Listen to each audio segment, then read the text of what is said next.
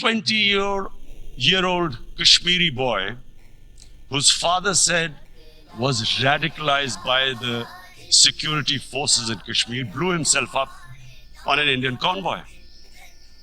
Immediately, India blamed us.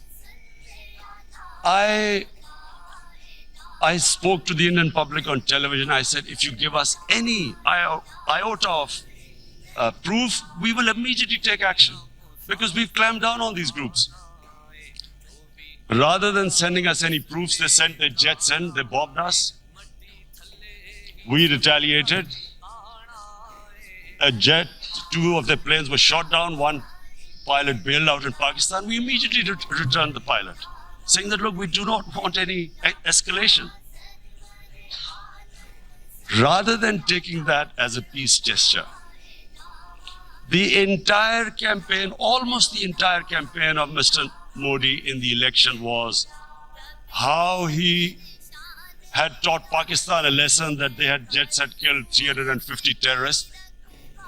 Complete lie. They had just killed about 10 trees of ours, which was quite painful given that, we are growing all these trees. He then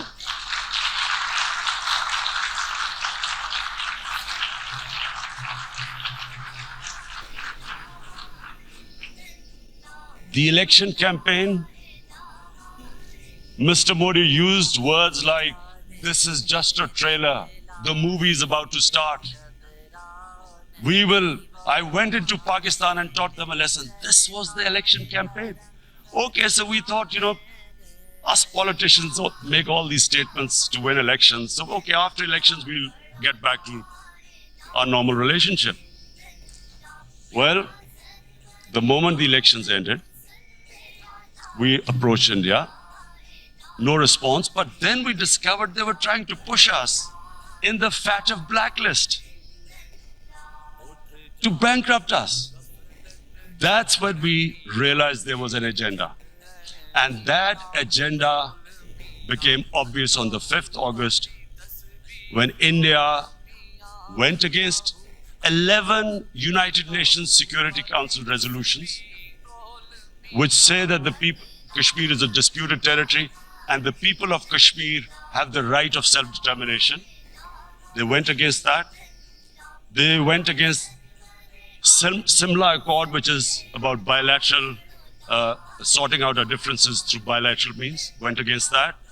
They actually went against the Indian Constitution. Illegally, they revoked Article 370, which gave Kashmir the special status. They got an extra 180,000 troops there. Total number of security forces in Kashmir now are 900,000.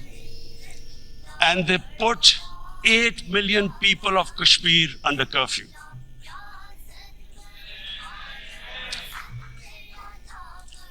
Mr. President,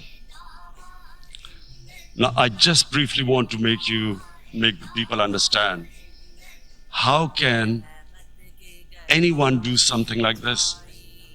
And for that, I have to explain to you what is RSS. RSS, Mr. Narendra Modi is a life member of RSS. RSS was an organization that was inspired by Adolf Hitler and Mussolini, came about in 1925. They believed in racial purity, racial superiority. They also believed they were an Aryan race like the Nazi believed they were an Aryan race. All that I'm saying can be verified.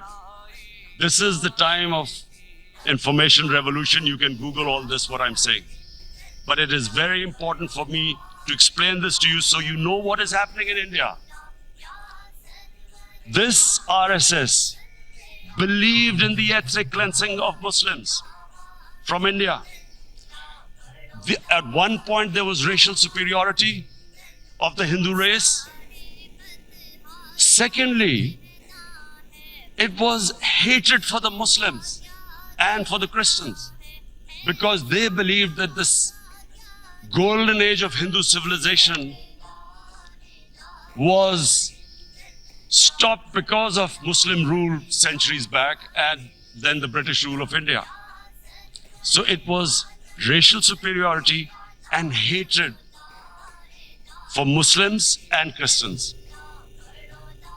This is openly stated. You look at the founding fathers of RSS, Golwalkar and Savarkar. Just Google them and you'll find out. And this ideology of hate is what murdered the great Mahatma Gandhi in 1948. It was this ideology of hate that made Narendra Modi in 2002 do a pogrom against Muslims in Gujarat when he was the chief minister.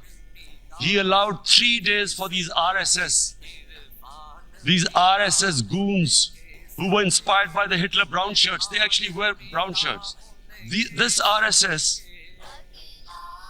the Congress Home Minister gave a statement that in RSS camps, terrorists are being trained. And these terrorists butchered 2,000 Muslims and 150,000 Muslims were made homeless. Narendra Modi could not travel to the US because of that. And I need to make you understand this background before I explain to you that what sort of a mindset would lay siege to 8 million people with 900,000 troops. Women, children, sick people, locked in as animals. In fact, of what I know of England, if 8 million animals were locked in, the RSPCA would have made a lot of noise about it. These are human beings.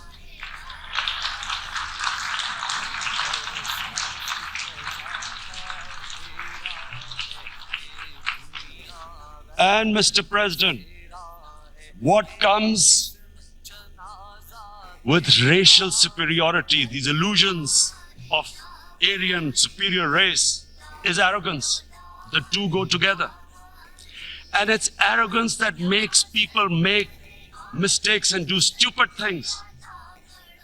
Cruel things like what Narendra Modi has done. It's sheer arrogance.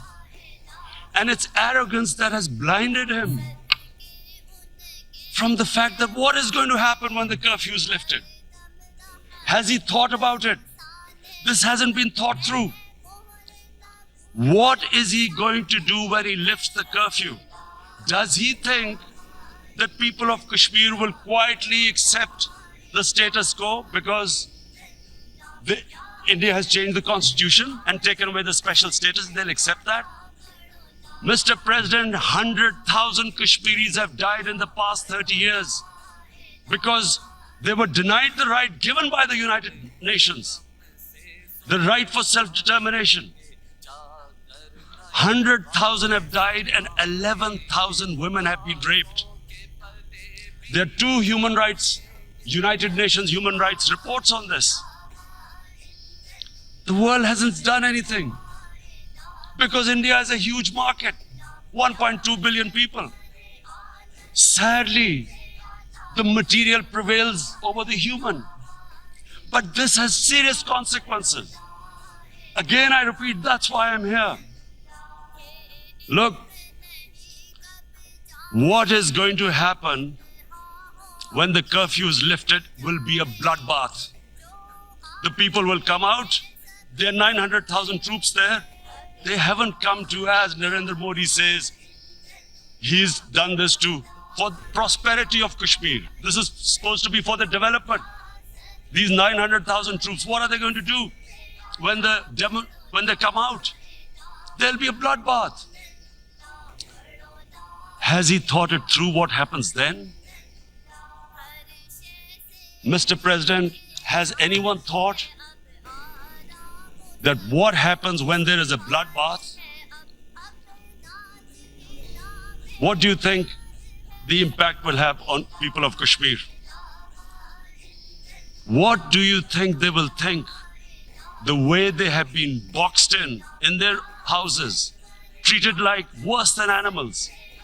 No rights. Thousands of all the political leadership has been arrested, taken out of Kashmir. Even those Kashmiri leaders who were pro-India have been taken out. 13,000 boys have been picked up and taken to God knows which destinations. So what do they think? What will the people of Kashmir do when they lift the curfew? They will be out in the streets. And what will the soldiers do? They will shoot them. They've already used pellet guns, blinded young boys. In the last 6 years, the 5 years, the oppression that has gone on in Kashmir. And so, Kashmiris will be further radicalized. Mr. President, there will be another Pulwama. And guess what? India will blame us. They're already blaming us. They're saying all this is happening because of Pakistan. One of their defense ministers said there are 500 terrorists lined up on the border to go in.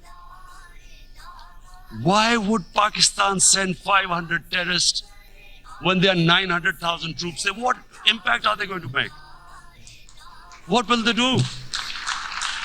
And why would? Don't we know that the moment there is some terrorist attack, all that will happen is there will be further cruelty and oppression of the people of Kashmir. We will just give the 900,000 troops to further crush the people of Kashmir. And then we'll give the Indian government an excuse that, look, Pakistan is a terrorist state, and this mantra that has gone on, Islamic terrorism. The moment you use this catchword, Islamic terrorism, the whole world turns away. No one talks about human rights. You can do whatever you want, which is what has happened in Kashmir, because they keep using this word, Islamic terrorism. And this is what they're doing right now. What do we benefit from further increasing the cruelty on the people of Kashmir? And why would we want this? But there is no other narrative left for India. As when they lift the curfew, whatever happens, Pakistan will be blamed, and there is always a danger of another Pulwama. They might come and bomb us again, and then another cycle might start. And what does Narendra Modi think? That 180 million Muslims of India are thinking right now. Aren't they watching these Kashmiris stuck inside for 55 days they've been stuck in? Aren't they watching? What do you think? Don't you think that the Muslims will be radicalized in India? And I'm talking about 180 million people. And when they get radicalized, there will be some incident in India somewhere down the line. Again, we will be blamed. And I'm warning you right now, again, we will be blamed. And Mr. President, what about 1.3 billion Muslims who are watching this? And they know that it is only happening in Kashmir because they're Kashmiri Muslims. This is not happening to Kashmiri Hindus. They know that this is happening because of their religion. So what do you think they will be thinking? What do you think the Jewish community would think if they were, forget 8,000 Jews stuck like this? What do you think Europeans would think? What do we think? I mean, any human community, if their members are stuck like that, what do you think they will think? Are we a children of a lesser God? Is it not going to cause us pain? And then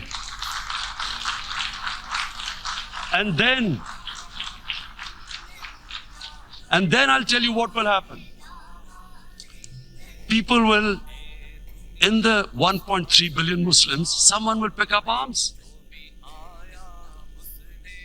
I know we've been brought up with films, Western films. This good, decent guy doesn't get justice. He decides to pick up a gun and start seeking justice. There was a film made in New York, famous film called Death Wish. This guy gets mugged by his family, wife gets killed or something, he can't get justice, he picks up a gun and he goes around shooting muggers. And the whole cinema cheers him on.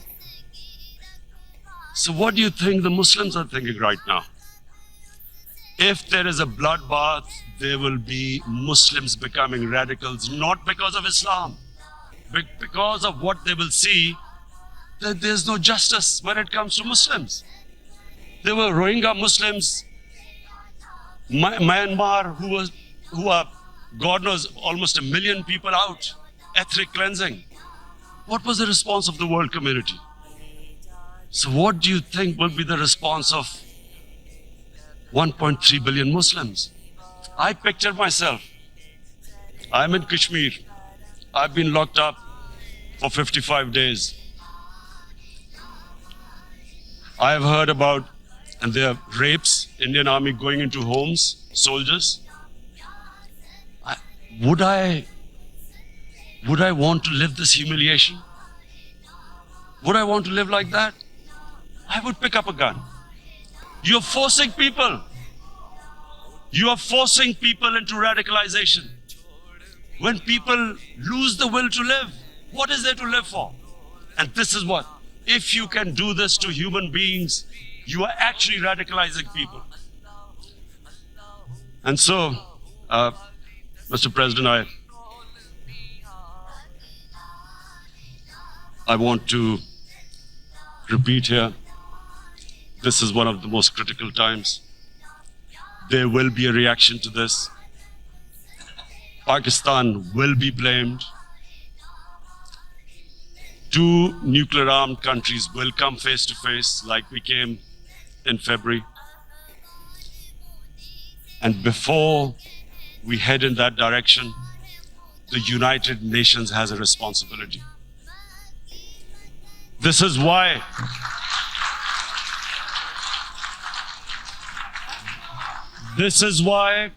the United Nations came into being in 1945. You were supposed to stop this happening.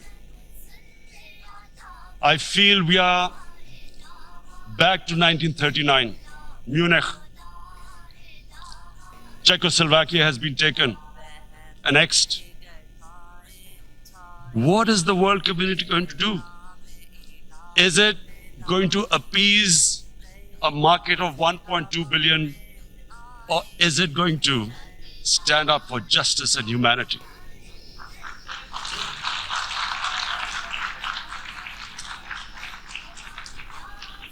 If this goes wrong, you hope for the best, but be prepared for the worst. If a conventional war starts between the 2 countries, Mr. President, if a conventional war starts, and anything could happen, but supposing a country 7 times smaller than its neighbor is faced with the choice, either you surrender or you fight for your freedom till death, what will we do? I ask myself this question. And my belief is, La ilaha illallah, there is no God but one. And we will fight. And when